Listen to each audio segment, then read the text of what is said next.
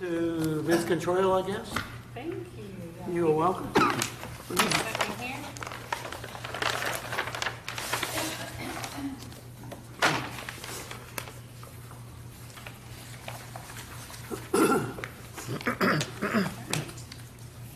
Good evening, everyone. We had a good day today. We wanted to take a chance to just review the third quarter financial review.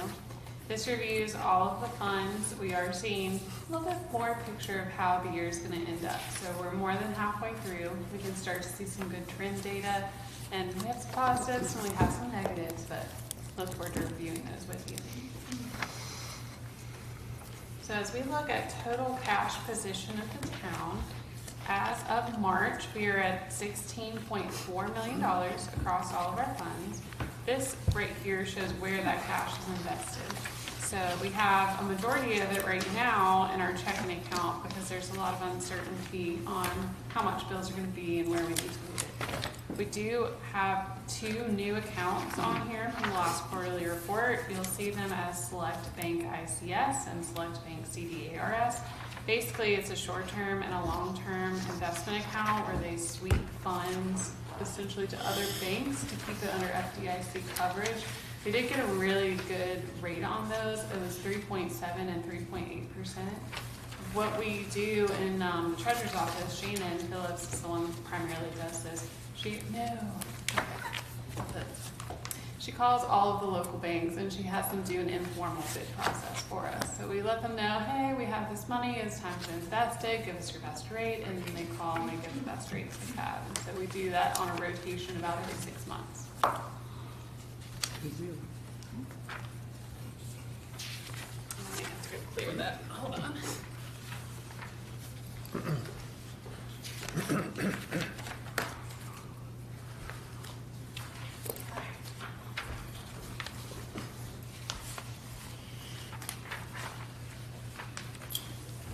Probably the bigger question, where does that money belong to? So if you take a look here, you can see the general fund is just under $5 million of that $16 million fund balance. We have electric fund sitting at $6.9 million as of the month of March. We also have some close to $1 million in our cemetery perpetual care fund. That's that first bar on your chart. Then the other ones that are popping out is the capital projects fund, the general fund, and the electric capital projects fund. And so what this money is in these capital project accounts, it's money that we've transferred and set aside for capital projects but hasn't been spent yet. So the cash is restricted and set aside, and it's a good way for us to make sure it's not spent twice or overspent. That is kind of unusual for the cemetery fund, isn't it?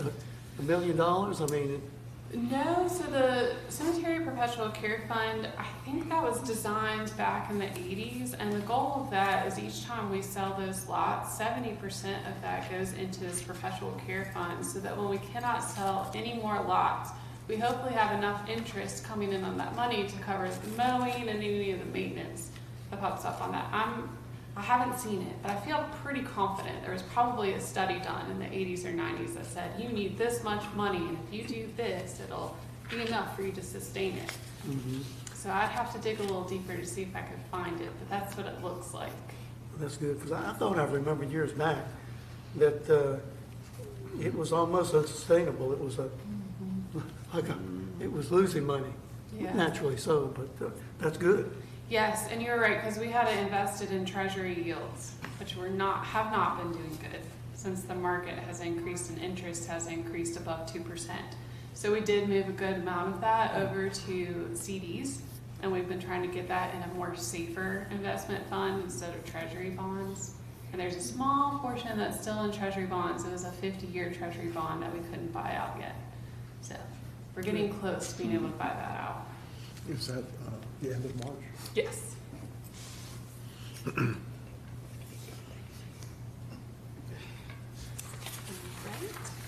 So then this is a fun chart because it shows us what is our cash balance on hand as of the third quarter versus how much we're spending throughout the year. So it's our revised budget total versus cash on hand. And so you can see like the Cemetery Perpetual Care Fund, that's cash on hand, but we have no proposed budget because that money is just saved until the end of time, essentially.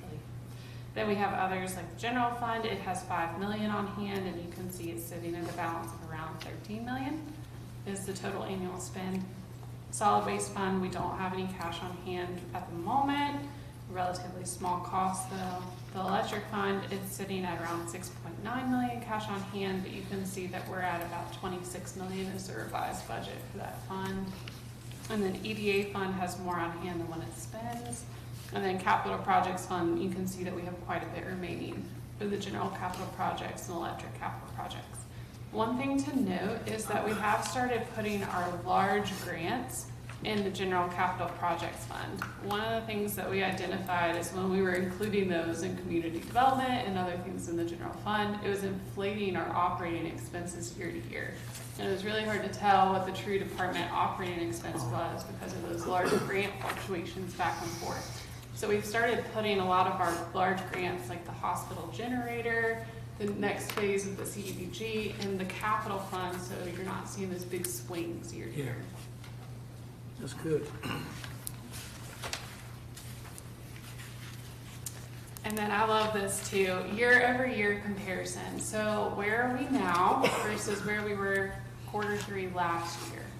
So you can see probably the most substantial drop here is electric fund. No surprise, we've had to go into our cash reserves to make payments on purchase power. So year over year, that's down from around 8.5 million to 6.9 million. We are down in the general fund. However, we had American Rescue Plan Act money left over last year, and that's been fully spent by the Water Authority. So no concerns on the general fund dip at this time.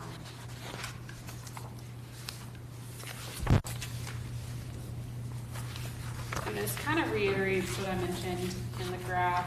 We had around a $2 million decrease in electric fund cash position.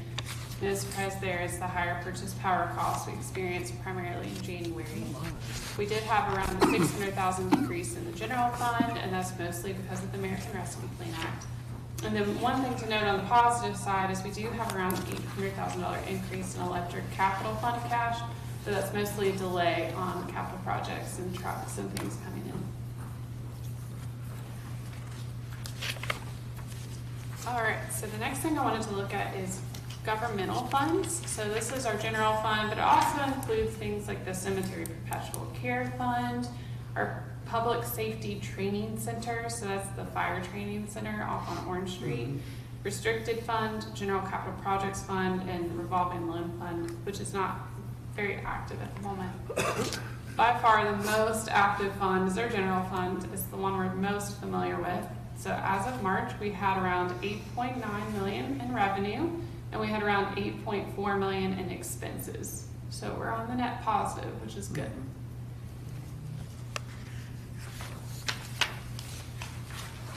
Looking year-over-year comparison on the individual or the more specific revenue items, some of the good trends that I saw is that property taxes are up. So you can see real estate taxes are up year-over-year. It's hard to see the blip on the chart, but personal property taxes are up year-over-year. And then the same for penalties and interest. So across the board on real estate and personal property, we are seeing the numbers up.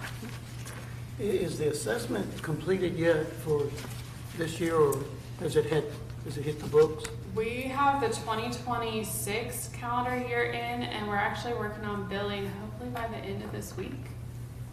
We're not seeing a huge increase. It was around 2 to 3% from new construction. Okay. Now the big increase should be coming next year from the reassessment. That's kind of where my mind was in that. I'm, of course, I'll be curious to see the difference.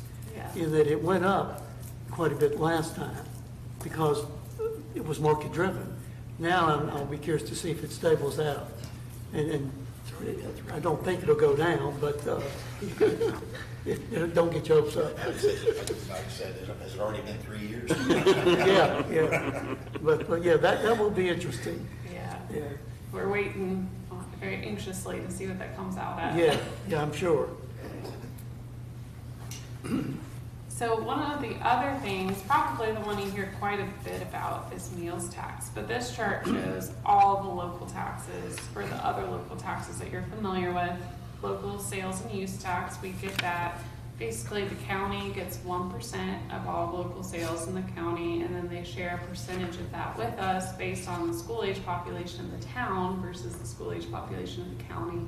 There's a little more nuances to that. It's 50% of that number and so forth. But we do get a share, and I like to point out, this means that when the county grows, we grow. Like, we get a share with them on that. So we are seeing there's a slight decrease in local sales and use tax, but I can tell you that I was in contact with the finance director for the county.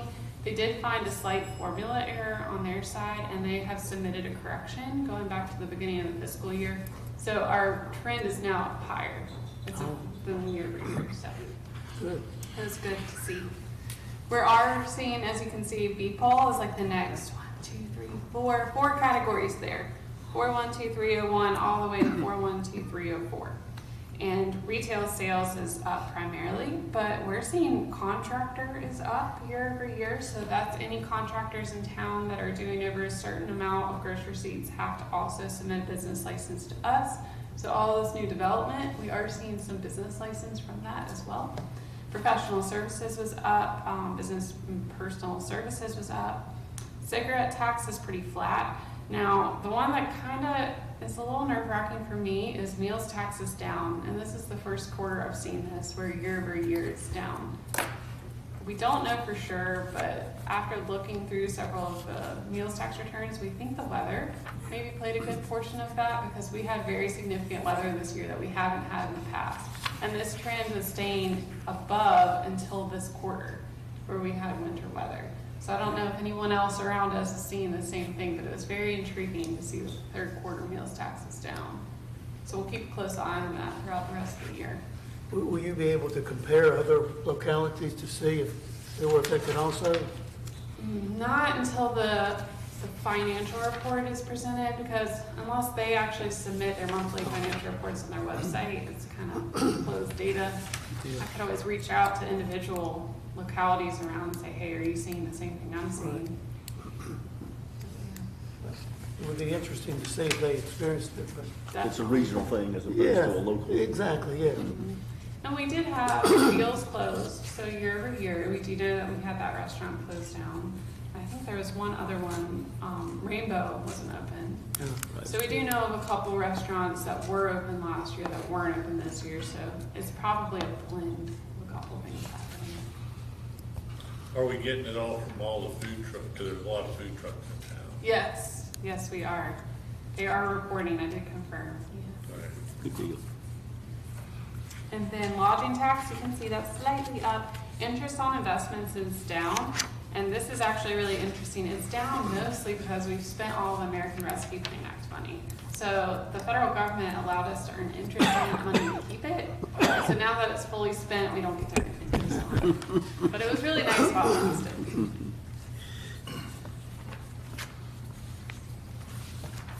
So the next slide here focuses on state tax revenue, so more specific to things we're getting. And as you can see, it's pretty flat. The only thing of note on here that I wanted to point out is the auto rental tax is up, and I think that's going to continue to go up as we participate more in the enterprise program. We're kind of paying ourselves because we're leasing vehicles, but then they're paying an auto rental tax that then is coming back through. So there's a cost associated with leasing, and then there's a revenue associated with leasing. So it's kind of interesting. And then communications tax are down. That's been a 10-year trend. They continue to go downward every year. This is primarily based on cable and not internet. This is specific to cable TV receipts. And then it's also specific to landlines. And so as people are giving up landlines and they're cutting cable, the communications tax has been going down steadily for the last 10 years in almost every locality.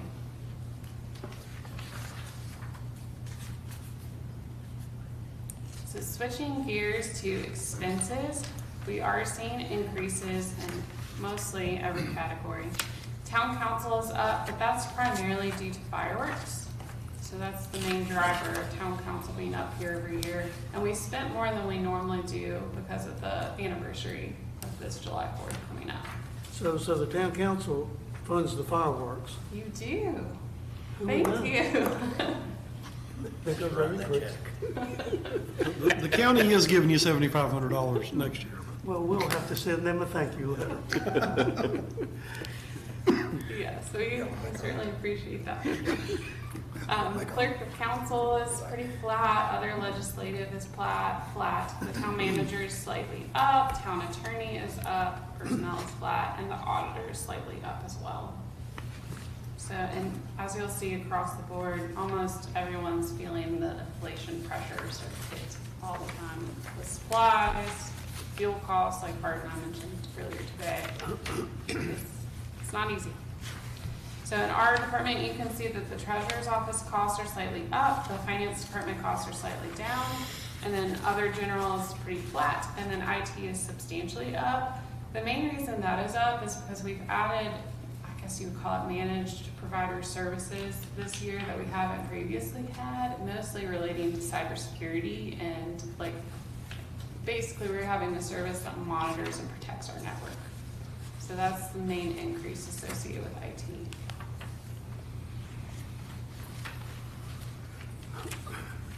And then we'll see on the next page, this is public safety.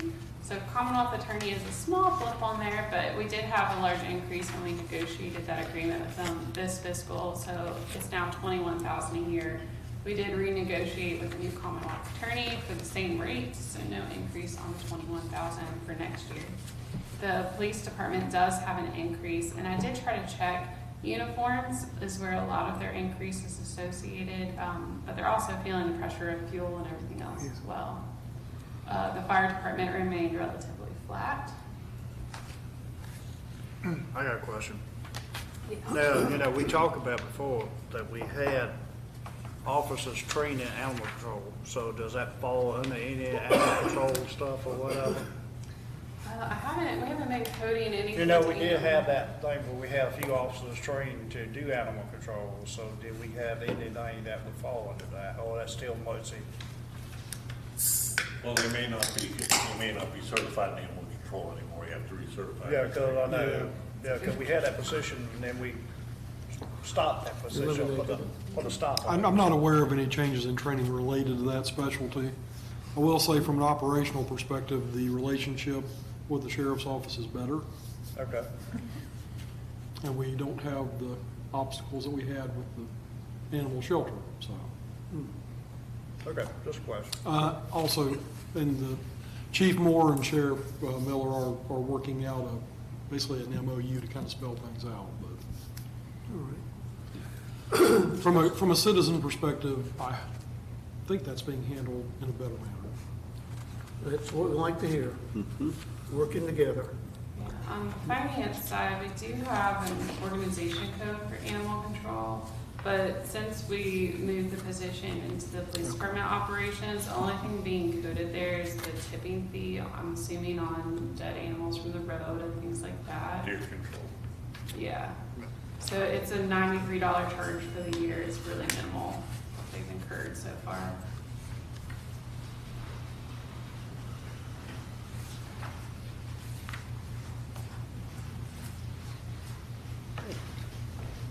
All right, now that Jay's here, we can finally get started, Ann. If you want to get going, we'll, All right, back to the beginning. Please don't. Oh, right. Community development is down, and that's primarily what I was talking about with the grants being moved to the capital fund. We had that first phase of the CDBG being allocated to that comm dev line item, and it's been really hard for us to see the operational trend of this grants being included. So even though it decreased significantly last year to this year, their operating costs have been flat overall. And then economic development maintained flat. Transportation and safety, this is a grant that we set up on its own. This is the OtterBus grant that we're getting state funding for. And then the last one is support and civic and community organization. And the only one we have right now is a $9,000 grant with the Bauer Center. So it's a $4,500 grant where we get $4,500 from the state, and then the local match is $4,500 that we pay.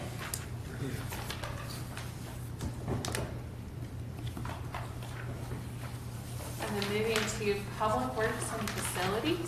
So the big trend here is that we have VDOT money that we haven't spent in comparison to last year. However, we do have a couple things to note. Maintenance of municipal buildings, so that's a couple columns over, and it's nowhere near as large, but it is up. And so that also is gonna include items like the engineering that we're getting started on the construction project for this building. General properties is also slightly up. That includes basically all of our properties outside of this building and any specific building. So this would be our parks, like Liberty Lake Park. It would include Reynolds Park. It would include any other properties in the town that we don't have a specific code for. But in relation to the VDOT funding as an update, our Curtin Profit Contact is aware that we're spending less than last year, and we do have a plan to carry over because the paving timeline right now is too short to get it done by the end of the fiscal year. So we're planning to get a bid out now. Paving actually came in less. We bid at a great time before fuel costs went up. So we locked in a nice low price, and it was much lower than we anticipated. So we got the benefit there, but we are planning to do a bid next year and spend the rest of it. And it won't be as good of a price. We did check and they won't extend it. And then the last item here in the general fund is really the non-departmental. So you can see things like American Rescue Plan Act. And so last year we spent a lot, and then this year we finished spending it.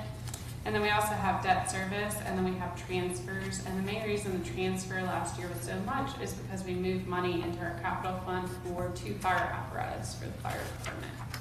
What was the last thing the American Rescue Act was, where'd that money go? I think that portion went to Helm Street. Okay. The tower, So I think that's right. the tower, yeah. We had 3 projects that we facilitated and funded.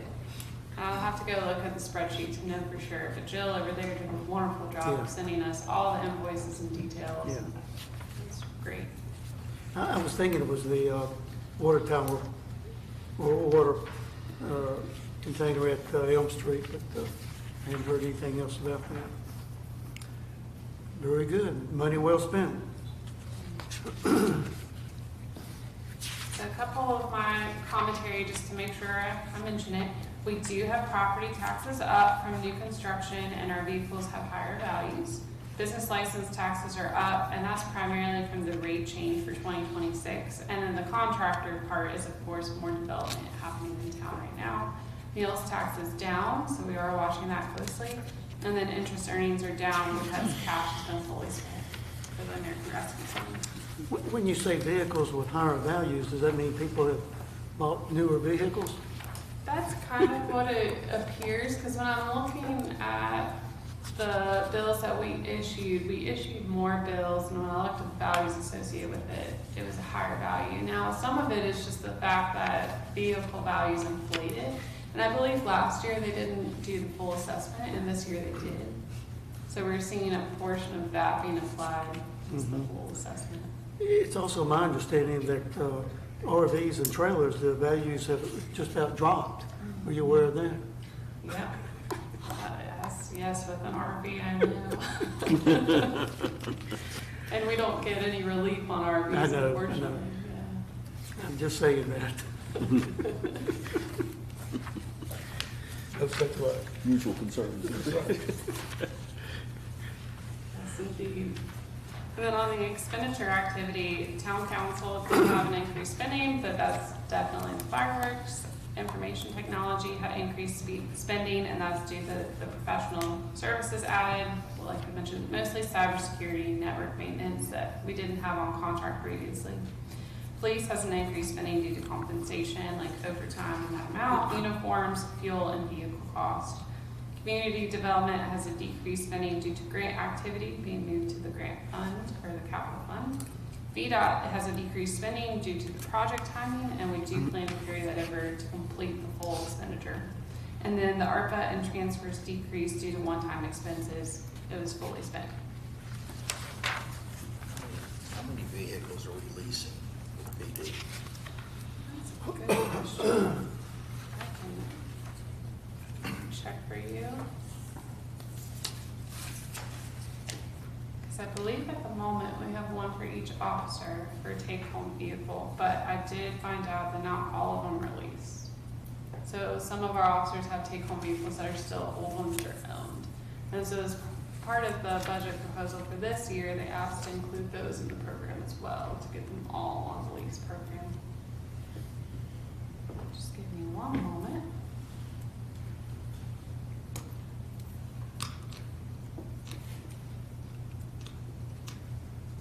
Thought we got a pause in talking about the police department.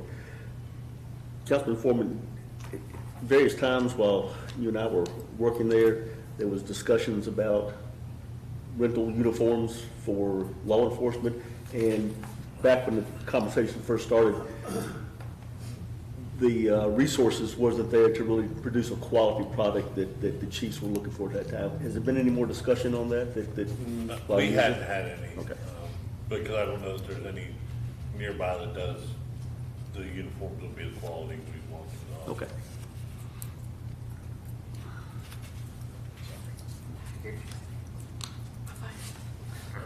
Maybe. I'll do one more check, and if I can't find it quickly, then I'll look it up for you out in the presentation.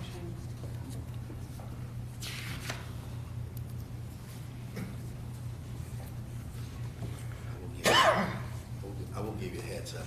That's one question I'll be asking in the budget meeting on May 2nd. Absolutely, all right, yeah.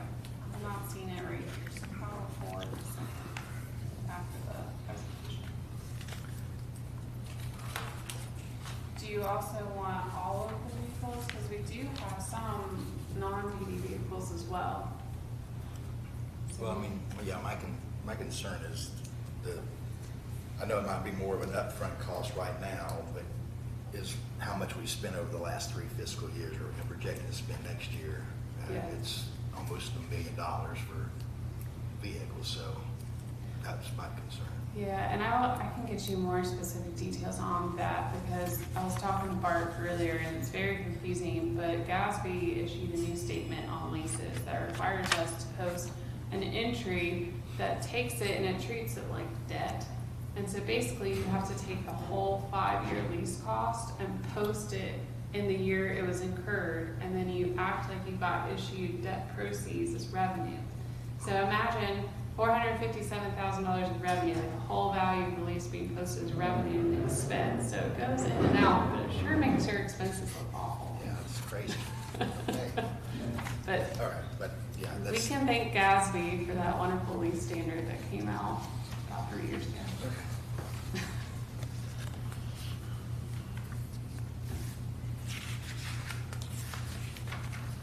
All right, so switching gears to enterprise funds.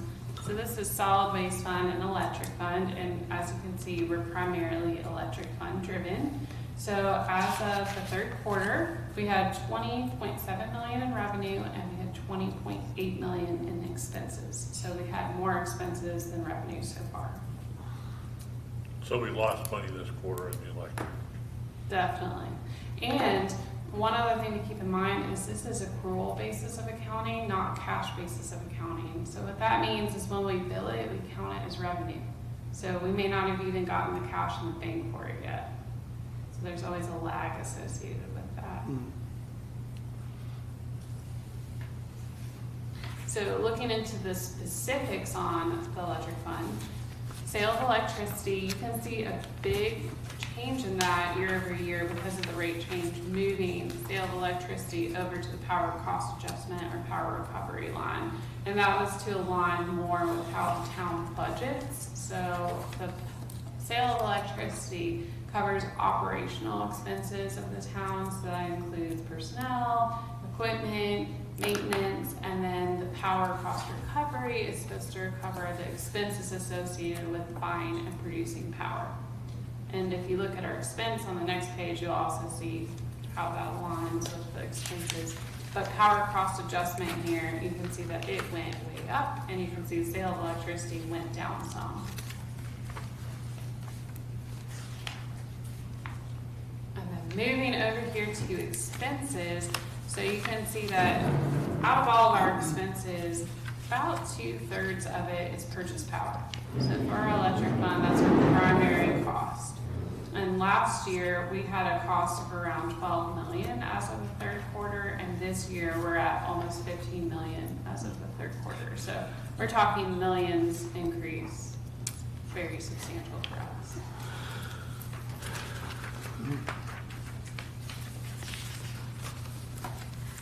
Another thing I like to point out, this is not necessarily a financial data, but it is important, is our customer counts for the electric fund. And so last year, we had 6,946 customers, and this year we have 7,050 customers.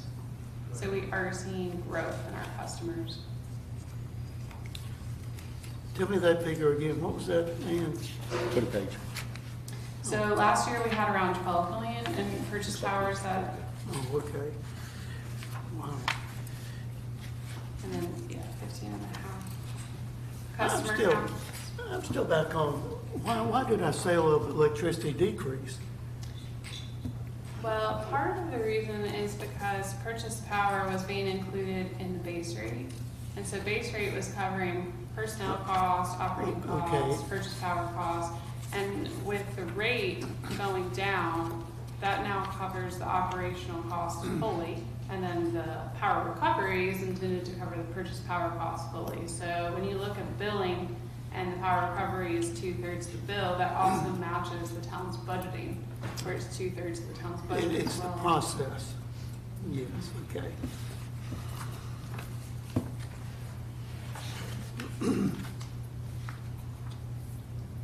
So a couple key highlights here is the rate change in October decreased revenue from sale of electricity, and it increased the power cost adjustment to align with the electric fund's expense model. And so you can see that change when you look at the year-over-year data.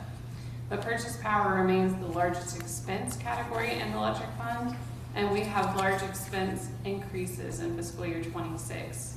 As we can see in that bar chart, it was in the millions. And then we did move a position from right-of-way to transmission, so you can see that when you look at the prior year analysis, you'll see a decrease in right-of-way and an increase in transmission.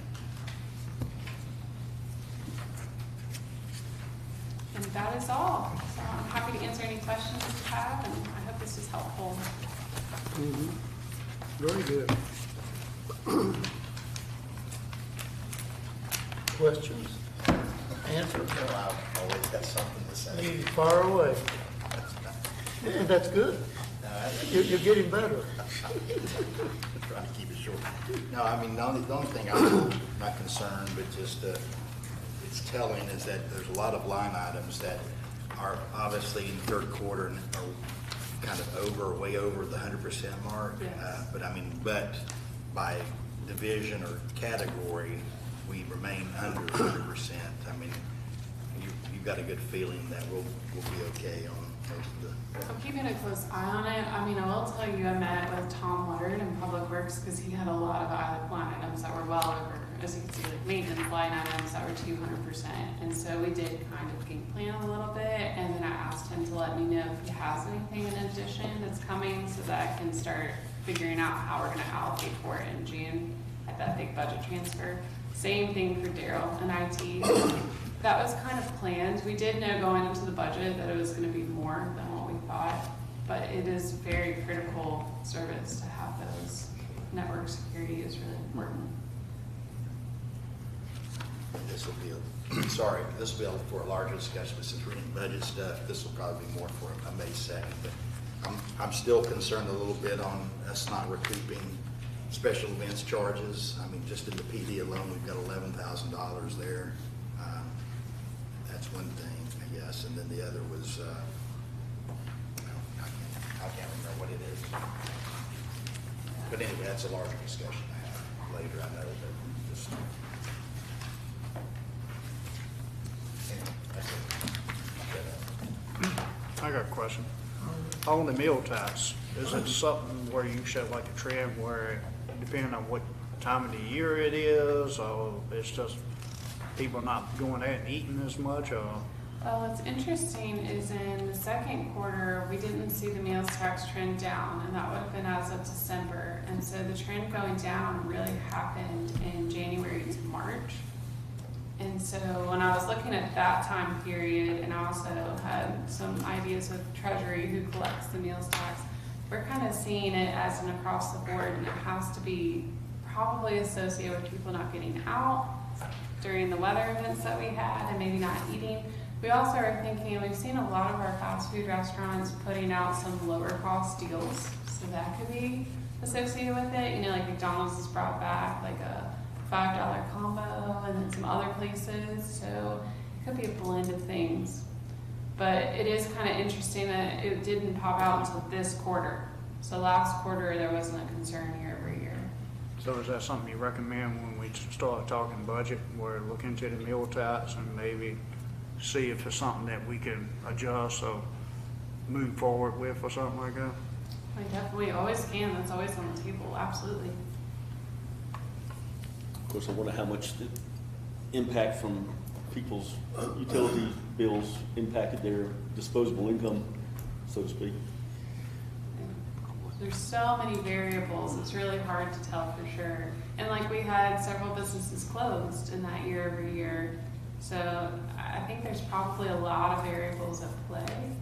We are waiting to see, like, Beals is reopening, and so we're hoping to see some of that coming back into town, seeing the revenue come back up. But we'll know for sure, probably by June 20th is when we'll have all the May meals tax paid, and so we'll have a good idea in June. Okay. Do we have any idea when Bill's is opening? May 2nd. May 2nd? So after we're done here, we can all go grab a beer. You got the credit card. We'll do it in the town council. Just going up again. Oh, no fireworks. We can have a work session over Maybe there. fireworks. It would, we did something like that. That's right, a work session. Retreat. Yeah. We'll retreat whenever. What else y'all have? Anything? I got one more thing, sorry. Because I just, again, a larger discussion. That, but also was just curious, like on the snow and ice removal. I mean, I know because of what the events we had and everything, but have we ever kind of thought about doing contract with that instead?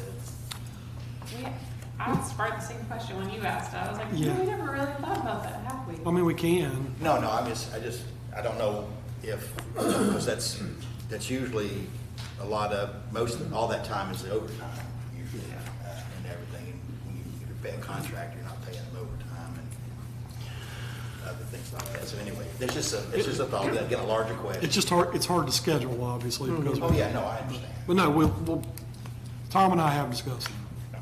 Biggest thing with that though is making sure we have enough snow melting stuff on. I was gonna say salt, but I think we're moving away from salt.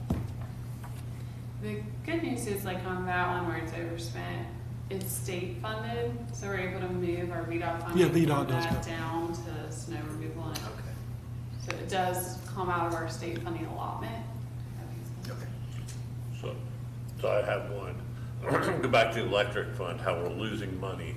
Are we gonna have to go to the PCA to get that caught back up, or what? You know? Yeah, we're gonna talk about that tonight. I'm gonna Okay. ask for a revision to the agenda so we can mention that. Okay, I thought that was one of them. Yeah.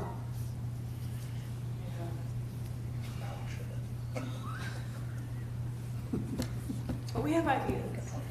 Yes, which is why we need to do what we're gonna ask you to do tonight. Nothing else?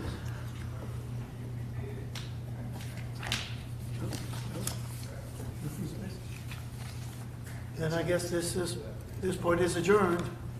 We'll take a break and relax until 7.